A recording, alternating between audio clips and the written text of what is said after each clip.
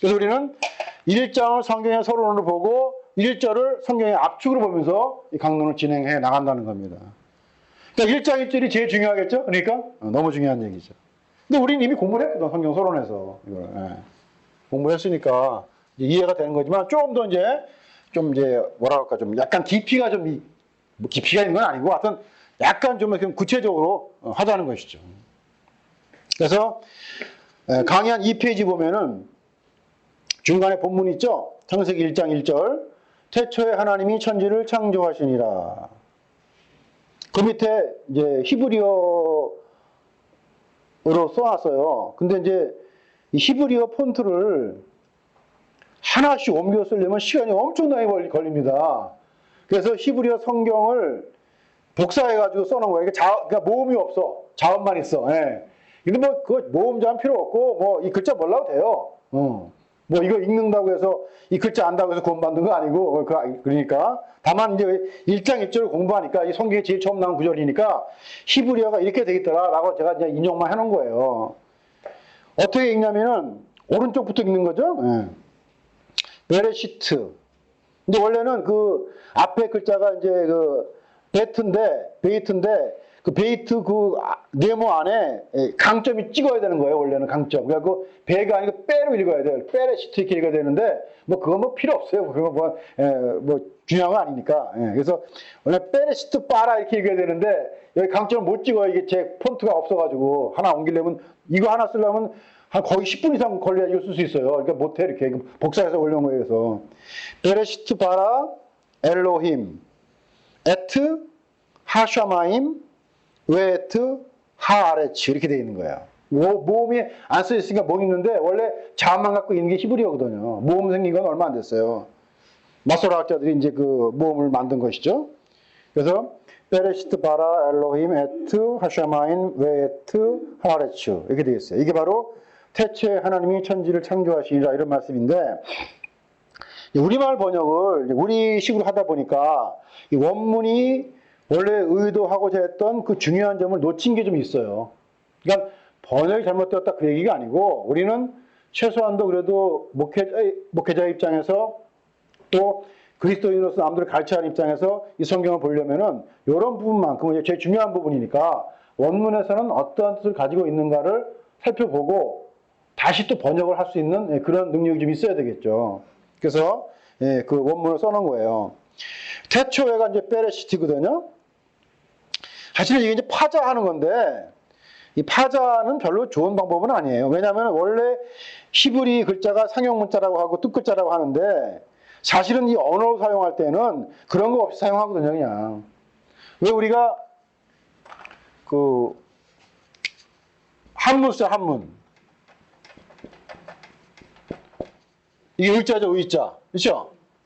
그러니까 이걸 우리가 이제 기독교식으로 이걸 풀이한단 말이에요. 이게 상용문자, 뜻글자니까. 그래서 의가 뭐냐? 양이 있고, 그렇죠? 그 밑에 누가 있다? 내가 있는데, 이게 창이다, 창. 그렇죠? 이 창으로 칼로 양을 죽여서 내 머리 위에 올려놓는 것이 의다. 즉, 예수님이 십자가에 죽으셔서, 나의 머리가 되는 게 의다라고 해석을 한단 말이에요. 그러니까 우리한테는 그럴듯한 해석이죠. 근데 중국 사람들은 그런 거 아니야, 이거는. 그런 뜻이 아니에요, 중국 사람들에게는. 문제인지 아시겠어요? 근데 이런 식으로 히브리어를 파자하는 사람들이 많이 있어. 물론, 도움은 돼요. 근데 어떤 글자에서는 도움은 되는데, 또 어떤 글자는 아니거든요. 그러니까 우리가 파자하는 것이 뭐 유익은 있으나, 수학 공식처럼 대입하면 안 된다는 거예요. 근데 베레시트를 파자했는데 보니까, 이건 뭐 그런 대로 괜찮아요. 완전 파자를 할 수는 없고, 어원을 따라가는 것이죠. 그래서 베레시트를 봤더니 거기 보면 반가로 1번 있죠? 배. 그 앞에 있는 그 베이트인데 그게 전치사예요. 뜻이 뭐뭐 안에. 영어로 말하면 인이에요, 인. 자, 이게 중요한 겁니다. 우리는 그냥 읽죠? 뜻은 뭐예요? 뭐뭐 안에. 그렇잖아요. 이게 그냥 세상의 학문적 관점, 세상의 언어적 관점에서 이렇게 읽는 거예요, 이렇게. 근데 이제 우리는 눈이 바뀌었어요. 이제 우리는 요 안에 소리 들리잖아요. 영어로는 인인데, 요 안에 소리가 들리면 뭐가 생각나요? 그렇지. 이거라니까, 이거. 그냥 글자인데, 세상 사람들은 그래, 뭐뭐 안에 있는 전치사야. 뭐지만, 우리는 그 전치사를 통해서 뭘 본다고요? 그리스도 안에 본다니까요. 어때요? 이게 영어로 보는 거예요, 이게. 이제는 안 하면은 뭔가 감동이 달라. 집 안에 있다. 집 안에 있나 보다. 근데 우리는 집 안에 있다면 그 집이 뭘로 보여? 예, 하나님의 집 성전, 예수 그리스도로 보이지. 자, 이걸 누가 가르쳐줘야 됩니까? 성경을 통해서 알게 하시는 거란 말이죠. 물론 이렇게 해서 가르친 사람이 있었겠죠. 근데 그것도 뭐예요? 그 사람의 가르침을 들었기 때문에 안 것이 아니고 하나님이 허락하신 징검다리를 통해서 듣게 하신 거란 말이에요. 내 이름으로 무엇이든지 구하면 내가 시행하리라. 그 말씀이 이루어지는 거란 말이죠. 이렇게 우리가 생각을 해야 됩니다. 봤더니 배라는 전치사와 레시트라는 명사가 합성된 거예요. 레시트를 봤더니 첫째, 시작, 중요한 거 그런 뜻이 있어요. 그래서 베레시트, 레시트가 어디에서 유래했나 봤더니 그 밑에 써 있죠. H는 뭐라고 했어요? 히브리어. 예. 히브리어 사전을 찾아봤더니 히브리어 사전에서 7218번을 찾아가 보니까 이 레시트의 유래가 어디 있다고요? 로쉬. 로쉬가 가장 중요한 뜻이 뭐예요? 머리란 뜻이에요. 그러니까 베레시트를 합성어로 생각을 하고 파자는 아니지만은 뜻을 풀이해봤더니 머리 안에서. 그러니까 우리는 태초에 있잖아. 시간적인 개념으로 번역을 했잖아. In the beginning. 근데 그게 태초 시간적 개념이 아니고 우리가 봤을 땐 머리 안에서예요. 우두머리 안에서. 맞아요. 태초에라고 번역해도 상관없어요. 근데 우리는 이렇게 알아듣는 것이지. 우리의 시작이신 그분 안에서. 그렇죠? 우리의 머리이신 그분 안에서. 그러니까 번역은 어떻게 상관없어. In the beginning, 태초, 시작 상관없지만 우리는 태초를 누구라고 생각해요? 예수 그리스도. 그분이 우리의 근원이니까. 그래서 종교개혁자들이 뭐라고 했어요? 종교개혁자들의 그 구호 중에 하나가 이거 아시죠? 아드 폰테스. 근원으로 돌아가자. 처음으로 돌아가자. 누구예요 이게? 예수 그리스도. 성경을 말하는 거예요. 아드 폰테스. 그러니까 이런 구호조차도 우리가 다르게 보게 되는 거예요, 이제는. 베레시트.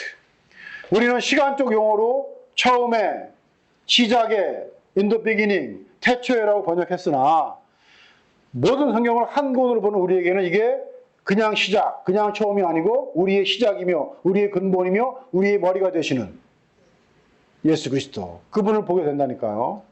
그러면 그분이 우리의 머리가 되려면은 이 얘기 중요한 거잖아. 어떻게 돼야 돼요? 우리의 머리가 배워져야 돼.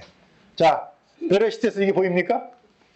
우리를 그냥 창조하는 게 아니고요. 우리의 머리를 배워서 재창조하는 거예요. 그걸 자기 부인이라고 말하는 거예요.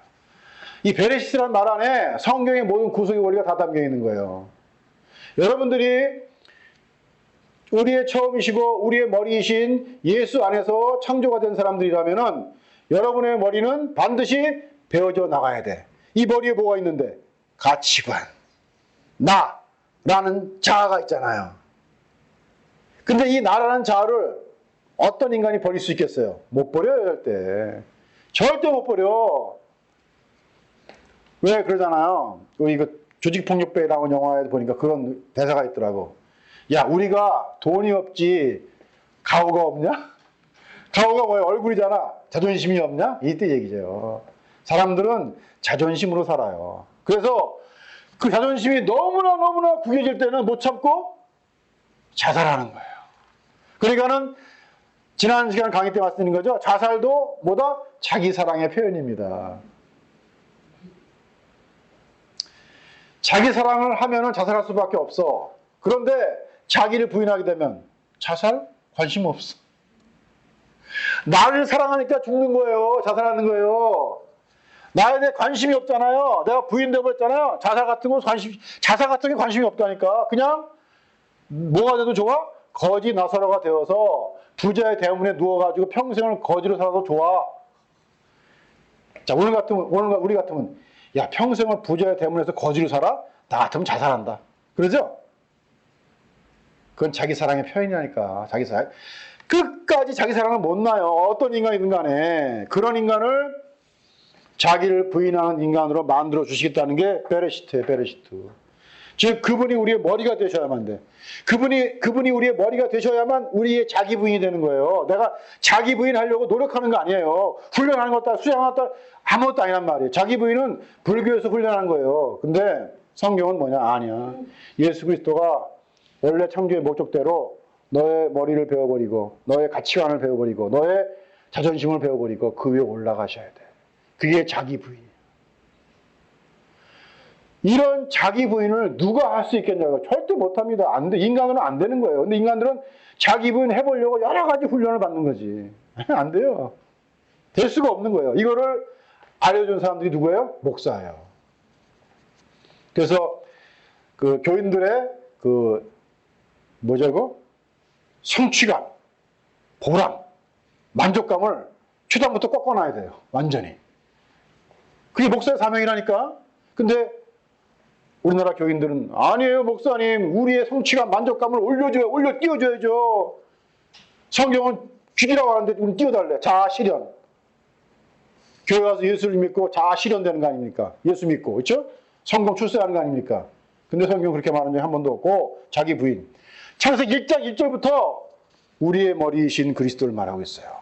내 머리는 아니라는 거예요. 창조는 내 머리가 베어져야 창조가 되는 거예요. 자, 베레시트 이게 할 말 되게 많아지만 이거 가지고 하루 종일 할 수 있어, 하루 종일. 너무나 중요한 말이거든, 베레시트. 물론 문자적으로는 시간, 태초라고 번역되어 있지만 우리는 그렇게 보지 않는다는 겁니다. 우리의 시간의 처음이신, 우리의 존재의 근원이신, 우리의 머리이신 그분 안에서 우리를 창조하시기를 원한다는 하나님의 계시가 1장 1절 첫 글자 안에 담겨 있는 겁니다. 이걸 뭐라고 부른다? 진리라고 부르는 거예요. 그런데 이 진리가 오늘 우리에게는 그대로 낱낱이 공개되었다. 어때요? 감사합니까? 감사해요, 이게? 1장 1절 첫 말씀의 진리가 나한테 공개되었다. 이게 감사하냐고요, 이게. 감사 안 되지, 뭐, 이거 별로. 감사 안 돼요. 지금 내 친척이 누가 나의 어려운 사정을 알고 1,000만 원 입금했대. 여기엔 엄청 감사할 수 있지만, 이건 감사 안 돼요. 그게 인간입니다. 자, 그러면 이 말씀 앞에서, 베레시트 말씀 앞에서, 아직도 나의 머리를 놓지 못하고 있는 나를 보고, 뭐 하게 되죠? 절망하게 돼요, 절망. 1장 1절의 베레시트는요, 나의 절망으로부터 시작됩니다. 머리이신 그분 앞에서 절망해보지 않은 사람은 절대 예수께로 갈 수가 없어. 가질 못해. 그래서 읽을 때마다 계속 절망합니다. 절망하다가 두 손 들고 주여 나는 죄인 중에 괴수옷이다. 겸손이 아니에요. 겸손이 아니라고 말씀드리잖아요. 실체야, 실체. 정말 베레시트란 이 말씀 앞에서 두 손 들고 주님, 제가 정말 죄인 중에 괴수입니다. 좀 이렇게 살게 해주세요라고 기도해야 되는 거 아닙니까? 이렇게 좀 하게 해주세요라고 가시일 금식 기도해야 되는 거 아니에요? 그러니까 기도가 완전히 다른 기도죠. 별리된 기도죠, 우리의 기도는.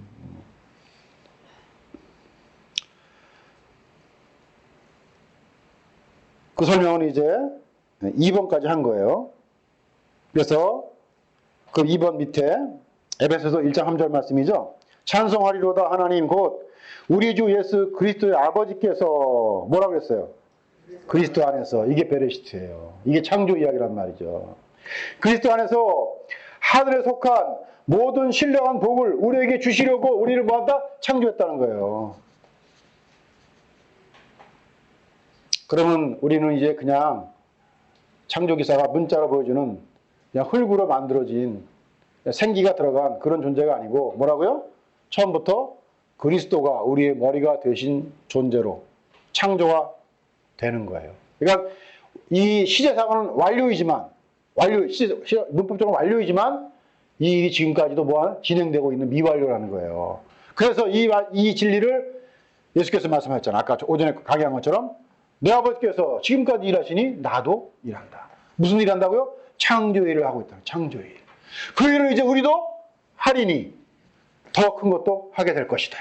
창조의 일을 우리가 지금 하고 있는 거야. 그러니까 우리가 아버지의 일인 창조를 하고 있으니 우리가 뭐가 되는 거예요? 엘로힘이 되는 거지. 엘로힘이 됐다니까 우리가 지금 신들. 그래서 베레시트 바라 엘로힘 나오는 거예요 이제. 하나님의 말씀을 받은 사람들을 신이라 하였거든. 그렇죠? 어떤 신이냐? 하나님과 같이 지금도 진리의 말씀을 통해서 다른 사람들에게 복음을 전파하면은 그들이 성령 세례를 받고 살아나잖아요. 그게 재창조거든. 그 일을 우리가 하는 건 아니지만은 우리를 도구 삼아 하시는 거란 말이죠. 그런 자들을 뭐라고 부른다? 하나님의 아들들이라고 부르고 창세기 1장 1절은 엘로힘이라고 불렀다는 거예요. 엘로힘이라고 부르면 좀 거꾸럽죠? 거꾸럽단 말이에요. 하나님의 아들들은 맞죠? 근데 하나님의 아들들이 엘로힘 맞잖아요. 하나님의 아들들이 엘로힘이라니까. 하나님의, 잡으세요. 하나님의 아들이니까 그 아들은 누구예요? 개가 개를 낳죠? 그 개 새끼는 뭐예요? 개잖아, 개. 어미와 똑같잖아. 어미개 새끼 강아지라고 부르는 것 뿐이지 개는 똑같은 거잖아요. 그게 일종의 비유인데 우리가 진짜 그런 전지전능한 신이라는 얘기가 아니고 형상과 모양이라고 했잖아. 형상과 모양. 예. 물론 그 형상은 예수님이지만 예, 하나님의 형상은 하나님은 우리와 함께 그렇게 살기를 원하신다는 거예요. 그래서 아까 요한복음에서 뭐라 했어요? 내가 너희 안에 너희가 내 안에 하나가 되는 거 아닌가? 하나가 되는 거. 창세기 1장 1절부터 하나님은 우리와 함께 일하시기를 원하는 거예요. 맞아요? 지금 여러분이 하고 있는 일이 창조의 일이라니까? 창조의 일을 하고 있는 자가 뭘 달라고 그래, 이렇게. 육신의 정욕, 안목의 정욕, 이생의 장난감을 달라고 할 수가 있겠냐고요. 내가 창조의 일을 하고 있는데 내가 지금. 사람 숫자, 건물 규모, 괜찮아요. 그거 필요 없어요. 한 사람이 이 성령의 말씀을 듣고 세례를 받아가지고 재창조가 되었다면 그게 예수님의 일을 한 것이고 더 큰 일을 한 거란 말이에요, 이게. 근데 자꾸 숫자에 매이는 거야. 규모에 매이고. 얼마나 큰 교회야? 얼마나 교인이 많이 출석해? 항상 이거야. 물어보는 촌마디가 전부 다. 목사부터 뭐 쫙 유치부까지 그냥 통틀어서 다 똑같아, 전부 다. 이게 인간의 무능성이라는 거예요. 인간의 부패성이라는 것이죠. 그래서 우리는 사람들 앞에서는 매일 절망할 수밖에 없지만, 그렇죠? 그 절망할 수밖에 없는 존재를 하나님과 함께 연합하는 존재로 만들어 주셨다. 그래서 엘로힘이라고 부르시고 하나님의 아들들이라고 불렀다. 너무 감격스럽죠. 신과 공이 증명하는 바이니까. 그래서 우리에게 그리스도 안에서 하늘에 속한 신령한 복을 주시려고 우리를 뭐 했다? 창조하셨다. 땅에 기름진 복을 주시려고 창조했다? 그러니까 우리 또 이제 슬쩍 말을 바꿨죠? 땅에 기름진 복과 하늘에 신령한 복을 다 받아가지고. 그렇게 하잖아요, 이렇게. 성경은 그렇게 말한 적이 한 번도 없어요. 전부 다 하늘에 속한 신령한 복이고, 창세기 1장 1절부터 하나님의 아들들로 등장하는 거예요. 하나님의 아들들이 육적인 존재예요, 영적인 존재예요? 그럼 영적인 존재죠, 이거. 말 하나 말하잖아요. 하나님 영이시니까. 그걸 인간의 말로 표현한 것 뿐이지. 그 표현이 참 부족하지만 그렇게밖에 표현할 수가 없는 거예요. 예수님이 진짜 하나님 아버지가 낳은 아들이에요? 우리가 그렇게 표현할 수밖에 없는 거지. 그분이 하나님이신데 낳았다고 표현한 것 뿐이죠. 예. 낳았다는 것이 바로 그 아버지를 나타냈다 그런 뜻이죠. 계시했다. 누가? 아들이. 그래서 아버지는 나보다 크다고 말씀한 것이지 어떤 계급을 말한 게 아니란 말이에요. 근데 문자를 보니까 아버지는 크고 아들은 조금 작구나. 그러니까 뭐가 생각나요? 어떤 교리가? 종속론. 하나님 아버지, 예수 그리스도, 성령. 이렇게 종속론. 오리겐이 말했잖아요. 오리겐이. 초대교회 때. 그분도 성경의 대학자인데 문자로 보는 거예요, 이렇게. 아, 물론 그분도 성경 해석을 너무 잘하셨죠. 그래서 그분의 해석에 우리가 의존한 바가 많아요, 사실은. 이분이 알레고리칼한 해석을 많이 했거든요. 유익한 해석을 많이 했어요. 근데 이분도 육체의 한계에 머물러가지고 문자로 봐갖고 아버지가 크고 아들이 좀 작고 성령이 밑에 기운이다. 그러니까 이게 기운, 인격이 아니야. 이렇게 해석할 수밖에 없는 거죠. 근데 지금도 이런 식으로 많이 해석을 해요. 네. 그렇게 말해, 본인들이. 알레고리칼 해석을 많이 하는 분들이 계시죠. 아니, 알레고리칼 해석이 부정적인 건 아니에요. 초대교회 때 많이 했어요. 네, 특히 오리겐이. 네. 근데 그 당시 초대 교부들이 이게 좀 알레고리칼하고 모형론하고 좀 다릅니다. 네. 알레고리칼은 그 본문에 나오는 사건, 인물, 배경 하나하나의 의미를 두고 그걸 다 기독론으로 해석해버린 거예요. 그건 알레고리라고 말하는 것이고, 모형론은 뭐냐면은 그 사건이 나오는 배경들, 그런 것들을 그리스도로 바로 직접 해석하는 것이죠. 이거 조금 틀린데 비슷한 내용은 있어요. 근데 알레고리칼 해석도 그렇게 부정적인 건 아니라는 얘기죠. 우리가 거기에 의존을 할 수 있고 또 많은 유익을 취할 수 있으니까. 다만 이 알레고리칼이 뭐냐면은 왜 그리스 로마 신화 있죠? 그걸 해석하는 방법이에요. 그러니까 고대부터 있던 방법인데 기독 신학자들이 그 방법을 차용했지. 그러니까 이게 세상 학문이잖아, 이게. 세상 학문을 가지고 성경 해석하니까 이건 좀 부정적이다 이렇게 말한 거예요. 근데 사실은 그런 면이 있긴 있거든요. 그래서 그리스 로마 신화에 보면 왜 신들이 인간들과 막 싸우고 미워하고 결혼하고 막 그러잖아요.